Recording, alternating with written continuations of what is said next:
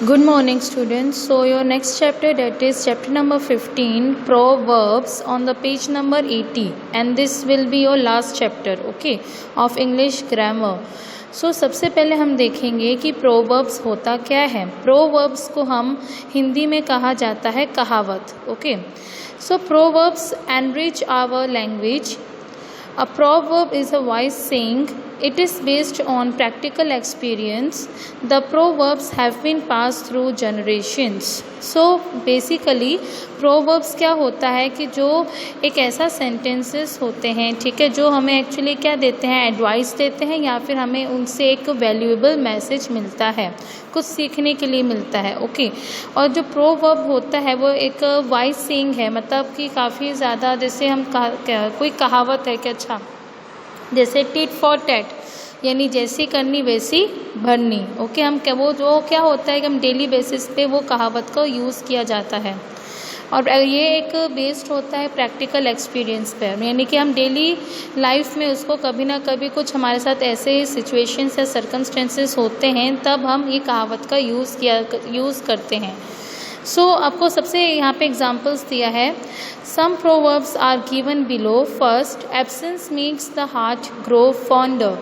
इसका मतलब क्या है कि इसका मीनिंग यहाँ पे नीचे लिखा है कि when you are away from somebody that you love, you love them more, you love them ever more, okay. तो इसका मतलब ये है कि जब आप किसी से, मतलब कि जो इंसान आपके साथ काफ़ी समय के लिए रहता है और अचानक से वो आपसे दूर हो जाता है, ठीक है, कहीं दूर, यानी इन द सेंस कि कहीं बाहर चला जाता है, ठीक है, आउट ऑफ कंट्री जैसे चला जाता है फॉर स्टडी बेस के लिए, पढ़ाई के लिए, तो उससे क्या होता है कि जो जिससे आप ज़्यादा प्यार करते हो, ठीक है, वो आपसे दूर चला जाता है, तो आपको उसकी वैल्यू ज़्यादा हो जाती है, मतलब ज़्यादा होने लगती है, ठीक है. आप जितना दूर हो जाता है प्यार उतना ज़्यादा बढ़ने लगता है, okay. So that is the meaning of first, absence makes the heart grow fonder. Next आपको दिया गया है two action speaks louder than words. So इसका मीनिंग ये है कि a person with hard work is more recognise than the speaker. इसका basically short में मीनिंग ये होता है कि तुम अगर वर्ड से नहीं, मतलब कि जो इंसान कहता है ना कि अच्छा मैं तो ये करूँगा, मैं तो वो करूँगा, मतलब बट एक्शन नहीं कर रहा, मतलब उसको वो इम्प्लीमेंट नहीं कर रहा, समझ में, वो उसको खुद कर नहीं रहा है, वो बस बोल रहा है पर कुछ कर नहीं रहा. पर वही इंसान सच्चा होता है कि जो बिना बोले हमें एक्शन करके दिखाए. तो समझ में आए. तो इसलिए इसका कहावत का मीनिंग यही होता है कि action speaks louder than words, यानी बिना बोले आप एक्शन के थ्रू हमें दिखाओ कि तुम सच में हार्डवर्क कर रहे हो या नहीं, किसी बोल ही करना है, ओके. मतलब so this is the second meaning of this proverb. Third है charity begins at home. Meaning है one should start helping others rather than preaching. इसका प्रीचिंग का मतलब क्या होता है कि किसी को उपदेश देना या शिक्षा देना, ठीक है.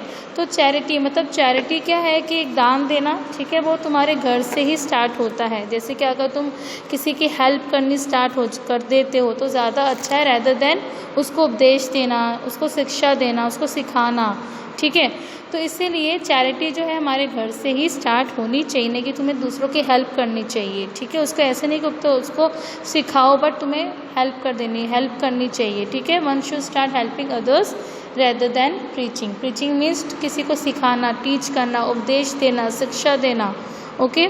फोर्थ है easy come and easy go. Meaning है इसका does not care much about money. इसका मतलब ये है कि कोई मतलब जैसे ही पैसे आते हैं वैसे ही खर्च भी हो जाते हैं बहुत जल्दी. मतलब एक ऐसा इंसान जो बिल्कुल भी पैसा की जो मनी है उसकी बिल्कुल भी केयर नहीं करना, ठीक है, कि चलो जैसे कहते हैं ना ये तो स्पेंड्रिफ्ट है, मतलब कि तो स्पेंड कर रही है, खर्चा ही करती जा रही है, ओके. मतलब उसको पैसे सेव नहीं करने. सो that is the meaning of easy come and easy go. Next है fifth, cut your coat according to your cloth. इसका मतलब ये है कि do according to your strength, यानी कि जितना आपका हिम्मत है, स्ट्रेंथ है, ठीक है, जितनी अंदर तुम्हारे अंदर ताकत है उतना ही तुम करो, उससे ज़्यादा नहीं करो, ठीक है. मतलब कि जितना तुम्हारे अंदर कैपेबिलिटी है कि तुम इतना कर सकते हो उतना ही तुम्हें करना है और तुम्हारे अकॉर्डिंग, उसी के अकॉर्डिंग तुम्हें काम करना है, उससे ज़्यादा नहीं. समझ में आया.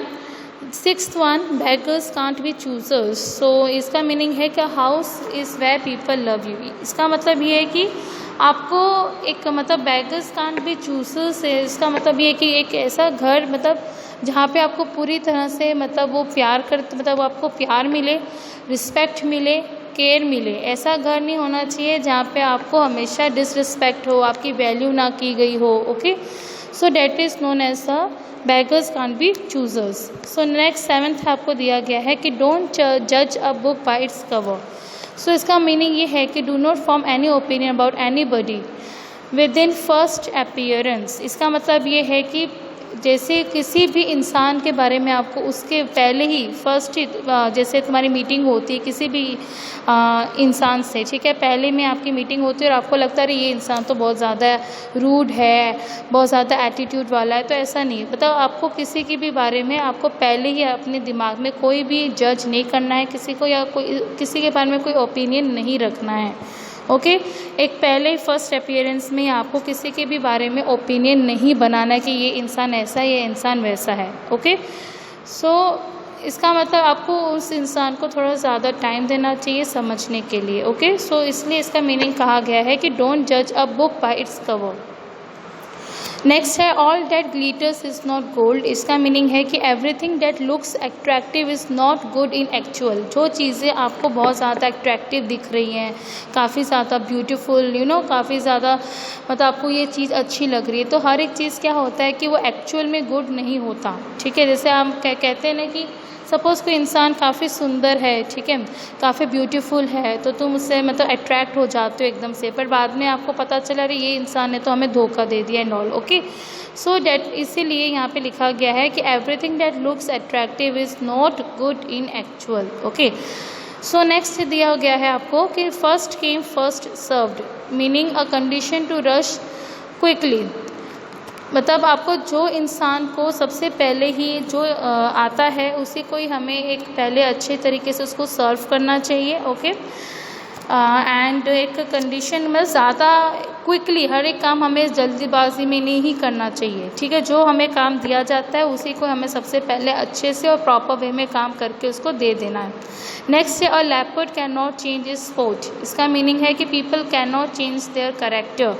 इसका मतलब ये है कि लोग अपने जो उनका कैरेक्टर है वो कभी यानी जो हैबिट है उनकी, ठीक है, वो कभी चेंज नहीं हो सकता। यानी कि ये इंसान जैसे हम कहते हैं ना कि ये इंसान तो कभी सुधर ही नहीं सकता, इसका कैरेक्टर जो है वो कभी चेंज नहीं हो सकता। ओके, उस किसी की हैबिट होती है, कोई किसी चीज़ से एडिक्टेड होता है तो वो नहीं चेंज हो पाता, तो इसलिए हम उसका कहावत का यूज़ करेंगे, यानी प्रोवर्ब का यूज़ करेंगे कि अ leopard can not change is sport. जो लेपर्ड होता है ना वो अपना जो प्लेस होता है ना स्पोर्ट कभी छोड़ता नहीं है। ओके, सो इसीलिए इसका मीनिंग ये होता है कि लोग अपना कैरेक्टर कभी भी नहीं छोड़ते, समझ में आया, सुधरते नहीं in the sense. Okay, so next आपको दिया है make hay when sun shines. इसका मीनिंग है यूज़ द अपॉर्चुनिटी। ओके, जब आपको कभी भी कोई अपॉर्चुनिटी मिलती है, ठीक है, यानी कि आप कह सकते हो कि जब आपको कोई गोल्डन अपॉर्चुनिटी मिलती है, कोई चीज़ का आपको ऑफ़र मिलता है, ठीक है, तो वो चीज़ जब आपको मिलती है उसी टाइम पे आपको वो चीज़ ले लेनी चाहिए, यानी कि बाद में ऐसा ना हो कि चिड़िया चुग गई खेत। इसका मतलब ये है कि जब आपके पास टाइम था वो अपॉर्चुनिटी लेने का, वो तब आपने लिया नहीं, और जब अपॉर्चुनिटी किसी और को मिल गई तब आप बाद में रिग्रेट कर रहे हो, पछता रहे हो। तो इसलिए अच्छा ये है कि जब भी आपको कोई अपॉर्चुनिटी मिलती है, कोई भी ऑफ़र मिलता है कोई, तब आपको उस चीज़ को ले लेना चाहिए। समझ में आया। Last but not the least दिया है you reap what you sow, meaning one deals with which one has done good और बैड। जिसने बीज बोया उसी को ही मतलब भुगतना पड़ता है। अगर किसी ने कुछ गलत काम किया है तो वो उसी को ही भुगतना पड़ेगा। समझ में आया। अगर कोई अच्छा काम किया है तो वो चीज़ उसको अच्छा ही मिलेगा। समझ बोलते ना कि खुद के गड्ढे में खुद ही कूद गया, मतलब लाइकवाइज। सो जो भी तुम करोगे, ठीक है, वो तुम्हें खुद ही, अगर सपोज तुम कोई गलत काम करते हो, किसी को डिसरिस्पेक्ट करते हो, किसी की वैल्यू नहीं करते हो, कुछ गलत काम करते हो, तो वो क्या होता है कि तुमने उस बीज बोया है तो तुम्हें ही उस चीज़ को भुगतना पड़ेगा। ओके, उसका कुछ ना कुछ बैड तुम्हें वो मतलब होगा। सो लाइकवाइज ये सारे के सारे जो हैं आपके प्रोवर्ब्स है, कहावत है, जो मतलब कि प्रैक्टिकली एक्सपीरियंस किया जाता है और जो कि काफ़ी डेली बेसिस पे यानी डे टू डे लाइफ में ऐसे प्रोवर्ब्स यूज़ किए जाते हैं जो जिससे आपको एडवाइस मिले या फिर जिससे आपको एक वैल्यूएबल मैसेज भी मिलता है।